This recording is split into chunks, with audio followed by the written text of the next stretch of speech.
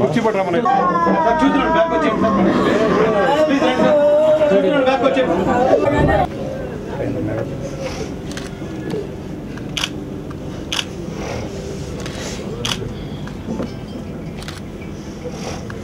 ఈరోజు జానకిరామ్ యాక్సిడెంట్లో మరణించిన వార్త జీర్ణించుకోలేకపోతున్నాం. అందరితో చాలా కలుపుగోలుగా ఉండడం, అదే మాదిరిగా ఎవరికి ఏ ఇబ్బంది వచ్చినా ఆ ఇబ్బంది పట్ల అతను చాలా బాగా స్పందించడం, ఓసారి డెస్టినీ. ఈరోజు ఆయన ఇంట్లో కూడా చెప్పకుండా, తండ్రికి కూడా చెప్పకుండా ఆయన ఫ్యాక్టరీ పని మీద బయలుదేరి వెళ్ళడం, కోదాడ దగ్గర ఈ యాక్సిడెంట్ జరగడం చాలా బాధేస్తుంది. ఆ యాక్సిడెంట్ జరిగిన విధానం కూడా ఇంకా నేషనల్ హైవేస్ చాలా నేర్చుకోవాల్సిన అవసరం ఉంది. విలేజ్ దగ్గర డివైడర్స్ లేకుండా చేయడం, అక్కడనే క్రాస్ కావడం, నేషనల్ హైవేలో వచ్చే వెహికల్స్ అన్ని చూడకుండా ఫాస్ట్గా రావడం, దానివల్ల చాలా యాక్సిడెంట్ జరుగుతున్నాయి. ఇవన్నీ కూడా కరెక్ట్ చేయకపోతే భవిష్యత్తులో జాతీయ రహదారులు అనేటివి చాలామందిని ప్రాణాలు పోగొట్టుకునే పరిస్థితి వస్తుంది. చాలా బాధాకరం అవుతుంది. ఇది ఒక లెసన్గా తీసుకోవాల్సిన అవసరం ఉంది. ఏదేమైనా ఒక మంచి వ్యక్తి, ఇద్దరు పిల్లలు, అదే మాదిరిగా చిన్న వయసులో ఈ యాక్సిడెంట్ కావడం చాలా బాధేస్తుంది. దీన్ని మా కుటుంబం పూర్తిగా జీర్ణించుకోలేకపోతున్నాం. ఇది ఒక్కొక్కసారి డెస్టినీని ఫేస్ చేయడం తప్ప వేరే మార్గం లేదు. అదే మరి హరికృష్ణ గారు కూడా చాలా, ఎందుకంటే ఒక తండ్రిగా, బాధ్యత కలిగిన తండ్రిగా చాలా బాధపడే పరిస్థితుంది. వారందరూ కూడా ధైర్యంగా ఈ యొక్క క్రైసిస్ని ఫేస్ చేయాల్సిందిగా కోరుకుంటూ, జానకిరామ్ ఆత్మకు శాంతి కలగాలని భగవంతుని ప్రార్థిస్తూ, నా యొక్క ప్రగాఢ సానుభూతి కుటుంబాన్ని చెప్పి తెలియజేయడమే కాకుండా వాళ్ళు ధైర్యంగా ఉండి రికవర్ కావాలని చెప్పి మనస్ఫూర్తిగా ఆశిస్తున్నాను.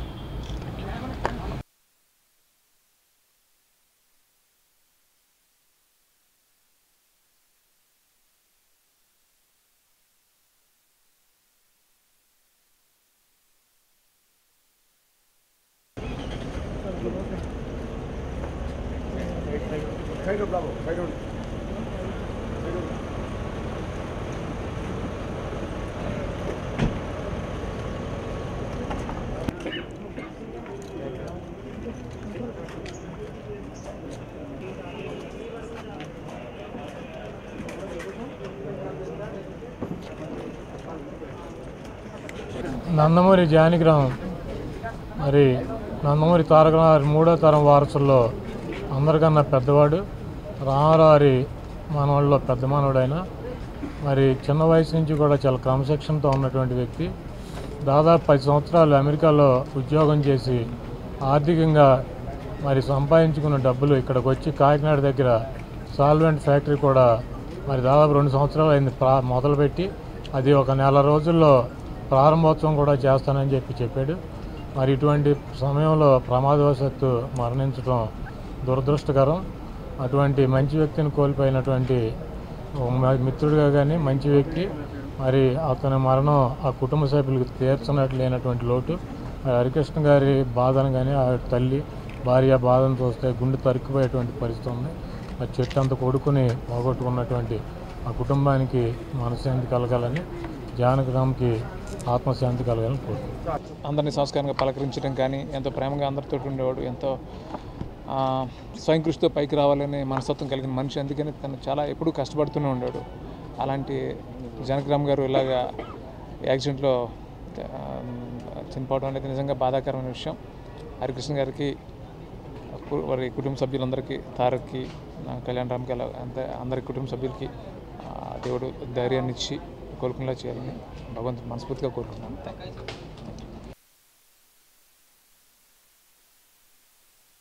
I hope family gets the strength and may his soul.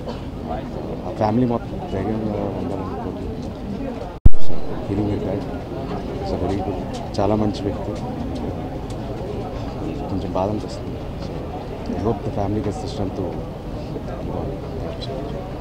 మీరందరూ ఎంత బాధపడుతున్నారో అంతే అందరం బాధపడుతున్నాం. ఇలాంటి పరిస్థితి ఎవరికి రావద్దు. రాజశేఖర్ గారి తరఫున, మా కుటుంబం తరఫున, హరికృష్ణ గారి ఫ్యామిలీకి మా డీప్ కండోలెన్సెస్. ఇంతకంటే ఏం మాట్లాడాలో తెలియట్లేదండి. చాలా బాధగా ఉంది.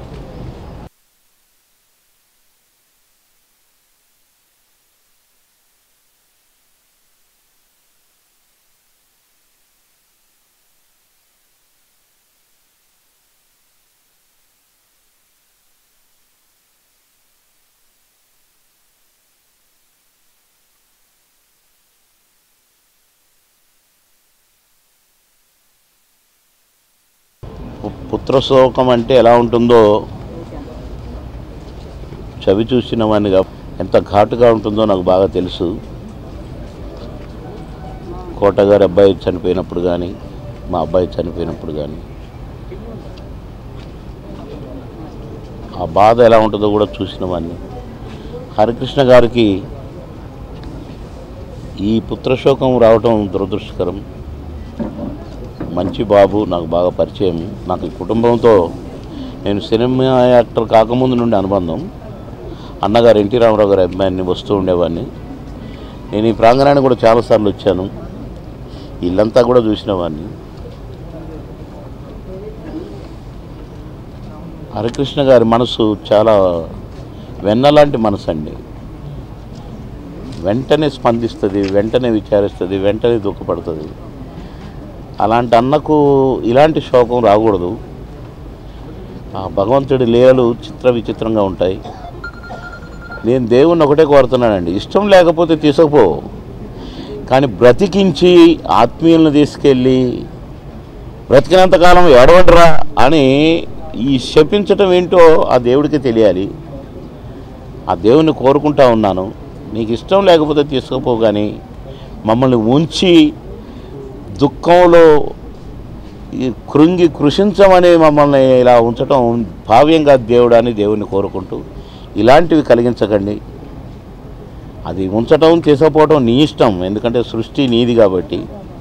కానీ బాధితుడుగా నేను కోరుకోవటం, హరికృష్ణ లాంటి వాడు కూడా ఇలాంటి బాధ పెట్టినందుకు అన్నకు మనోధైర్యాన్ని ప్రసాదించాలని, ఆత్మస్థైర్యాన్ని ప్రసాదించాలని ఆ కుటుంబ సభ్యులకు ప్రగాఢ సానుభూతిని తెలియజేస్తూ ఒక బాధితుడిగా ఆ భగవంతుణ్ణి వాళ్ళకు ధైర్యాన్ని ప్రసాదించమని కోరుకుంటున్నాను. నా చిరకాల మిత్రుడు. నేను రాజకీయాల్లోకి రాకముందు పోలీస్ ఆఫీసర్గా ఉన్నప్పటి నుంచి కూడా నందమూరి హరికృష్ణ గారితో నాకు సాన్నిహిత్యం ఉండేది. ఆ కుటుంబంతో నాకు సాన్నిహిత్యం ఉండేది. ముఖ్యంగా దివంగతుడైన సోదరుడు జానకిరామ్ సౌమ్యుడు. మనం మాట్లాడితే తప్ప ఆయన మాట్లాడేవాడు కాదు. ఆయన మాట్లాడుతుంటే పక్క వాళ్ళకు కూడా వినిపించేది కాదు. అంత సౌమ్యంగా, అంత నెమ్మదస్తుడు మనిషి, మంచివాడు, మానవతావాది, పేదవాళ్ళను చూచి స్పందించే హృదయం ఉన్న మనిషి. రాష్ట్రంలో, దేశంలో పేదరికం పోవాలని ఎప్పుడు అంటుండేవాడు ఆయన. తనకున్న దాంట్లో కొంత పేదవాళ్ళకి ఇవ్వాలి, గుడిసెలు ఉండకూడదు రాష్ట్రంలో, అందరూ చదువుకోవాలి, అందరూ బాగుండాలని ఆకాంక్షించే ఒక మంచి మనిషి. మనం చూస్తుంటాం, మంచి వాళ్ళని దేవుడు త్వరగా తీసుకెళ్తారని అనుకుంటుంటాం. ఆ రకంగా ఆ సోదరుడు ఎప్పుడు అంటుంటాను. నేను ఇప్పుడు పామరులో ఉంటూ ఉన్నాను. నేను పామరు నియోజకవర్గం ఇన్ఛార్జిగా ఉంటూ ఉన్నాను నేను. నిమ్మకూరు వాళ్ళ సొంత గ్రామం నా నియోజకవర్గంలో ఉంది.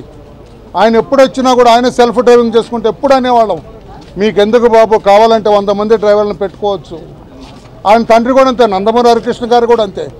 ఎంత దూరమైన ఆయనే డ్రైవ్ చేస్తారు. వద్దు బాబు డ్రైవ్ చేయొద్దు, మీరు డ్రైవర్లను పెట్టుకోండి అన్నా కూడా వినకుండా వాళ్ళకొక హాబీ అది. ఆ కుటుంబం అంతా కూడా సొంతగా డ్రైవ్ చేసుకోవటం ఒక హాబీ. అదే ఈ రోజున ఆ బిడ్డ ప్రాణాలు బలిగొన్నది. పటాస్ ఆడియో ఫంక్షను చాలా ఘనంగా అందరూ కుటుంబం అంతా కలిసి ఈరోజు ఆనందంగా జరుపుకోవాల్సిన సమయం ఇది. కుటుంబం అంతా కలిసి ఒకే వేదిక మీద చూద్దామని కోట్లాది మంది ప్రజలు ఎదురు చూస్తున్న టైంలో కుటుంబం కలిశారు. కానీ ఇది సంతోషకరమైన రోజు కాదు, దురదృష్టకరమైన పరిణామం. వారి కుటుంబానికి, వారికి, జానకిరామ్ గారికి ఆత్మశాంతి కలగాలని, అలాగే హరికృష్ణ గారిని చూస్తే నిజంగా సింహం లాంటి మనిషి కుంగిపోయి ఆయన బాధపడుతుంటే నిజంగా చూసే వాళ్ళందరికీ చాలా బాధగా ఉంది. ఆ రోడ్లో నాకు తెలిసి ఇంచుమించు ఒక 1/2 కిలోమీటర్ లోపే పెద్ద గ్యాప్ వదిలారు. అక్కడ జరగడం ఇది నేను చూసి దగ్గర ఇది 9వ యాక్సిడెంట్. ఊర్ల నుంచి రాంగ్ సైడ్ నుంచి ట్రాక్టర్స్ రావడం, ఎనిమల్స్ అవి వెళ్ళటం, పశువులు అవి వెళ్ళటం, అక్కడ కరెక్ట్గా దానికి ఒక పాయింట్ కానీ ఒక సిగ్నల్ ఇది కానీ ఇక్కడ గ్యాప్ ఉంది కానీ అసలు లేదు. ఈరోజు ఎంతో భవిష్యత్తు ఉన్నటువంటి మా నిర్మాత ఆయన పటాసుకి కానీ టిక్టూక్ కానీ అందరితో సరదాగా ఉన్న జానకిరామ్ గారు లేరని నిజంగా ఊహించుకోలేకపోతున్నాం. ఇలాంటి పరిస్థితి ఏ ఒక్కరికి రాకూడదు. వారు ఎక్కడున్నా వారి ఆత్మ